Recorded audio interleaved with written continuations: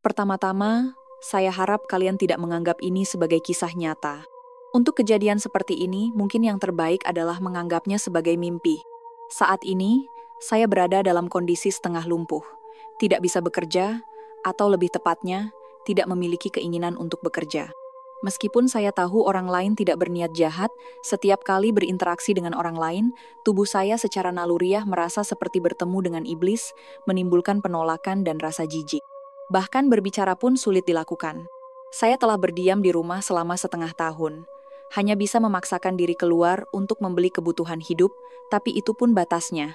Tidak keluar rumah, tidak berbicara dengan orang lain, saya juga tidak merasa kesepian atau bosan. Saya tahu ini bukan keadaan normal, tetapi saya tidak lagi bisa mengendalikan kehendak saya sendiri. Semuanya dimulai beberapa hari sebelum malam tahun baru. Terjadi pembunuhan di sekitar. Seseorang gantung diri di jembatan penyeberangan pada sore hari.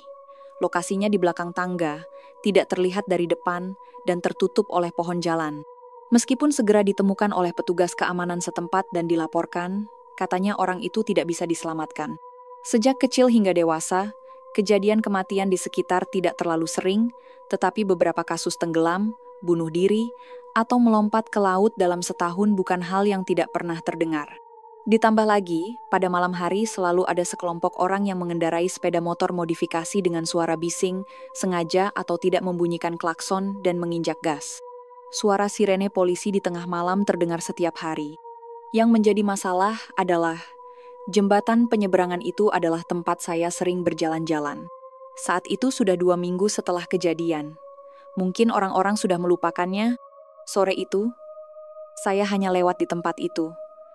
Tidak ada pikiran khusus, hanya ingin berjalan-jalan di taman tepi laut. Saat itu, di bawah jembatan penyeberangan, di samping pohon jalan, saya melihat sebuah kartu identitas.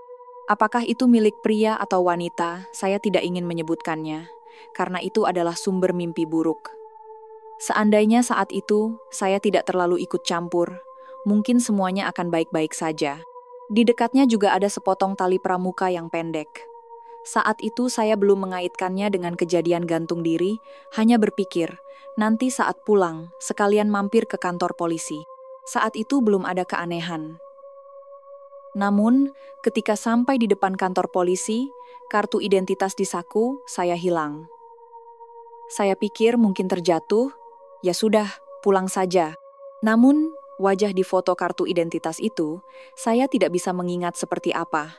Bahkan namanya pun samar-samar, seperti bukan. Toh tidak ada hubungannya dengan saya, jadi lupakan saja. Tapi, kejadian tidak sesederhana itu. Setelah itu, saya menjalani operasi, kehilangan pekerjaan, bahkan hewan peliharaan yang telah menemani saya selama bertahun-tahun terkena tumor ganas dan meninggal 4 bulan kemudian. Saya sendiri sudah berada di titik terendah. Anehnya, dalam sebulan terakhir, meskipun tidak makan apa-apa dan hanya minum air, saya tidak mati kelaparan. Kemudian keluarga membantu, baru saya bisa makan sedikit. Namun, dia tidak muncul dalam mimpi, juga tidak memberikan petunjuk apapun. Apa yang dia inginkan? Atau ingin membawa saya pergi? Jika bisa bertemu dengan hewan peliharaan saya di surga, maka meninggalkan dunia ini pun saya tidak menyesal. Kemudian, setelah lebih dari setengah tahun, sekarang tidak ada uang, tidak ada pekerjaan, hanya energi hidup yang masih kuat. Sebaliknya, kehendak semakin melemah, akhirnya sampai pada keadaan sekarang. Akhir-akhir ini, saya selalu merasa ini bukan tentang karma atau roh yang menuntut nyawa.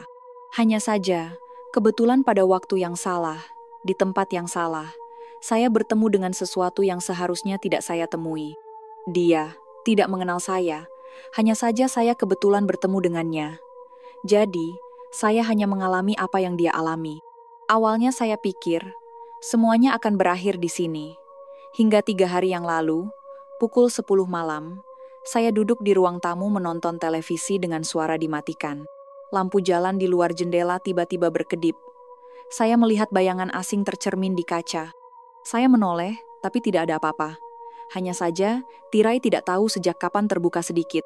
Pukul 3 dini hari, saya terbangun karena suara seperti tali bergesekan dengan kayu. Suara tetesan air terdengar dari dapur. Saya berjalan terhuyung-huyung ke sana, keran air tidak terbuka. Tetapi di wastafel, tergeletak sebuah kartu identitas. Itu adalah kartu identitas itu. Air menetes dari foto di kartu identitas, seperti cairan hitam yang menetes dari foto. Nama? Samar.